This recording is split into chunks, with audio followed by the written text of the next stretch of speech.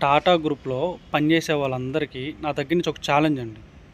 నిజంగా ఎవరైనా గట్స్ ఉన్నోళ్ళు ఎవరైనా ఉంటే టాటా మోటార్స్‌లో ఈ ఛాలెంజ్‌ని యాక్సెప్ట్ చేయండి. మీ దాకా ఈ వీడియో రీచ్ అయితే మాత్రం ఖచ్చితంగా యాక్సెప్ట్ చేయాలి. జెన్యూన్‌గా చేయాలి. ఓకేనా? దీంట్లో మళ్ళీ తెలివితేటలు ప్రదర్శించకూడదు. సరేనా? ఏంటంటే మీరు టాటా ఎంప్లాయీస్ అని ఎవ్వరికీ చెప్పకూడదు. మీ ఐడీ కార్డులు తీసి ఇంట్లో పెట్టేసి వెళ్ళండి. షోరూమ్‌కెళ్ళండి. ఏ షోరూమ్‌కెళ్తారు?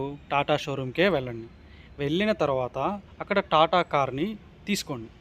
తీసుకొనొచ్చిన తర్వాత ఫస్ట్ సర్వీసు ఇదే చెప్తున్నా, తెలివితేటలు చూపించకూడదు ఇక్కడ. నియర్ బై టాటా సర్వీస్‌కి వెళ్ళి మీ దగ్గరున్న కారుని ఇవ్వండి. ఇచ్చిన తర్వాత వాళ్ళు సర్వీస్ ఎలా ప్రొవైడ్ చేస్తారో చూడండి. సరేనా? చూడండి. చూసిన తర్వాత ఆళ్ళేమైనా టెంపరరీగా ఏమైనా చేసి బయటికి పంపించారనుకోండి, అప్పుడు ఆ రోజు నేను నడి రోడ్లో ఆగిపోయింది సినారియో మీకు గుర్తొస్తది. ఒక పర్సన్‌ని మనం ఎంతలా ఇబ్బంది పెట్టాము, సరిగ్గా సర్వీస్ చేయకపోతే ఎంతమంది కుమిలిపోతున్నారు అనేది మీకు లైవ్ ఎగ్జాంపుల్‌గా తెలియాలంటే మీరు మొదట టాటా కార్‌ని కొనండి. కొనిన తర్వాత ఒక సర్వీస్ సెంటర్‌కి వెళ్తే మేము పడిన బాధ మీకు తెలుస్తది.